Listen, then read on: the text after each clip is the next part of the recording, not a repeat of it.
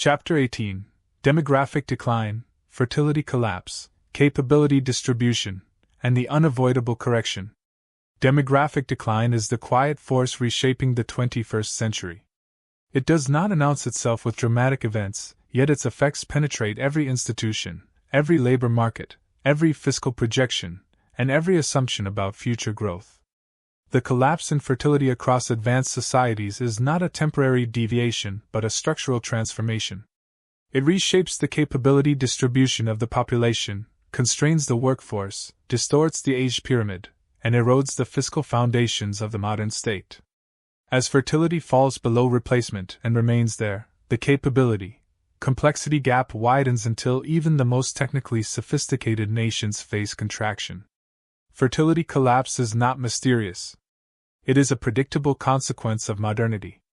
As societies transition from agrarian to industrial to post-industrial forms, children shift from economic assets to economic costs. Education lengthens. Housing becomes expensive. Work intensifies. The opportunity cost of childrearing rises.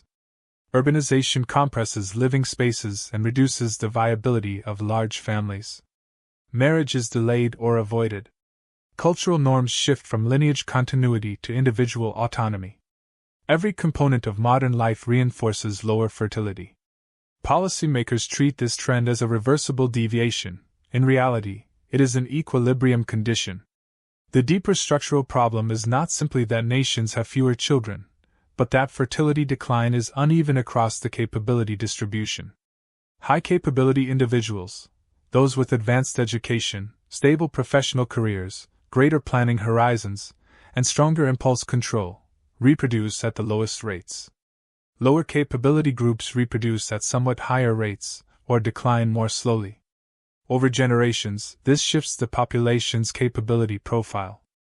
Average problem-solving ability, conscientiousness, long-term planning, and educational attainment drift downward. These changes appear gradually, hidden by the institutional capital created by earlier high-capability generations. But as those cohorts retire and die, the replacement generations lack the density of skill necessary to operate complex administrative, industrial, and technological systems at the inherited standard. This pattern is already visible in Japan. University-educated women now average barely one child, while less educated cohorts reproduce at higher rates.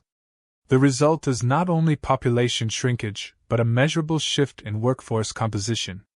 Japanese ministries quietly report declining technical preparedness among new entrants despite record education spending.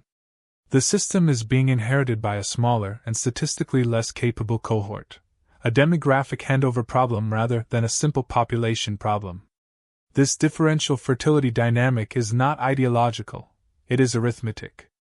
When high-capability families average one child and lower-capability families average two or more, the population median shifts. Even if absolute numbers shrink, the internal composition changes. Longevity amplifies the distortion. Aging populations accumulate large retired cohorts supported by shrinking working-age populations. This produces a structural fiscal imbalance. Pension systems strain. Healthcare systems absorb rising loads. Labor-intensive elder care becomes increasingly expensive. The burden grows precisely as the number of capable workers declines. The early symptoms of demographic decline appear first in labor markets. Hospitals cannot hire enough nurses. Engineering departments remain understaffed. Skilled trades lose apprentices. Schools lower admission and graduation standards because they cannot recruit academically strong teachers. Military recruitment shortfalls become chronic. These shortages emerge even before total population decline because the first constraint is not fewer people but fewer capable people. The United States and Britain illustrate this starkly. The U.S. Army now reports that over 75% of young Americans are unfit for service due to obesity, criminal records, drug use, or low aptitude. Britain misses recruitment targets year after year for the same reason. These are not manpower shortages. They are capability shortages. The population exists. The competence does not. The next symptoms emerge in public finance. Pension schemes require contributions from workers, when workers decline relative to retirees, governments raise taxes, reduce benefits, or expand debt. Higher taxes discourage the most mobile high-capability individuals. Expanding debt undermines long-term fiscal stability. Healthcare costs rise as elderly populations grow. Elder care is labor-intensive and cannot be automated at scale. The fiscal load accumulates exactly as the fiscal base contracts. Institutional fragility follows. Complex systems require high-capability operators. When their supply diminishes, institutions compensate by lowering standards, expanding procedural oversight, or outsourcing critical functions. Decision times lengthen. Errors increase. Agencies proliferate rules because fewer employees possess the judgment necessary to operate without them. Bureaucratic paralysis becomes a protective mechanism, not a malfunction. The system generates more process to compensate for the loss of competence. Demographic decline also corrodes national cohesion. Smaller, financially constrained younger cohorts grow resentful of older, politically dominant generations. The elderly vote for greater benefits, the young carry the cost. Intergenerational conflict intensifies. Immigration, the preferred political response to demographic decline, alters the cultural composition of the population and weakens the shared narratives required for large-scale cooperation. Political consensus becomes elusive. Cohesion erodes. Policymakers attempt pronatalist measures, cash payments, childcare subsidies, tax incentives, parental leave. These policies sometimes slow the decline but never reverse it. Hungary's aggressive family subsidies briefly raised births before they collapsed again. France's world-leading family benefits failed to stop fertility from falling below replacement. Japan, South Korea, Singapore, Southern Europe, and parts of Eastern Europe demonstrate the limits of state intervention. Once a society enters sustained low fertility, it rarely emerges. This produces the central structural dilemma. A society with chronically low fertility cannot indefinitely maintain a large, high-complexity system. If capability declines and the workforce shrinks, the system must contract or simplify. Political systems resist this reality because voters demand the preservation of existing services, benefits, and living standards.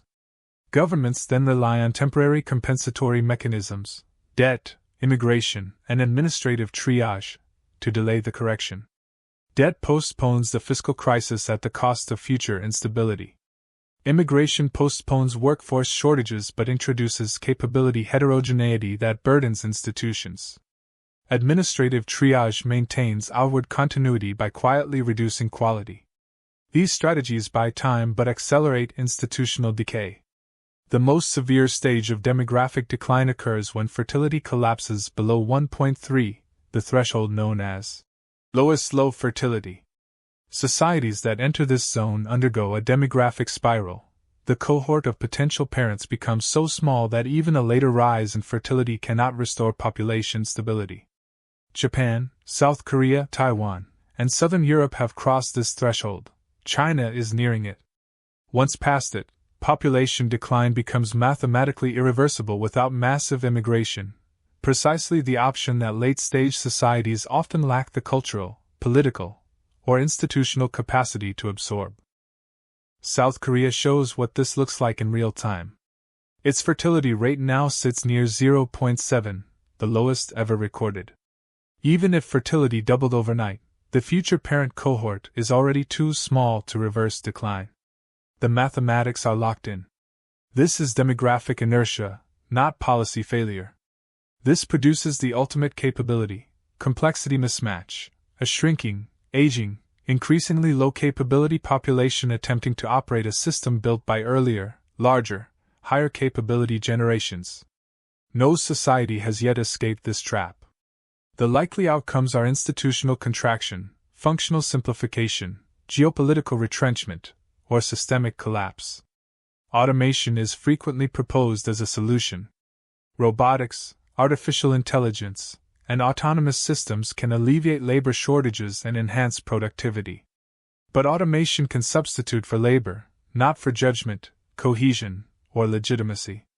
It cannot repair the demographic inversion that weakens social resilience, or the declining capability density required to design, deploy, and maintain advanced systems. Automation itself requires high-capability operators, the very resource in decline.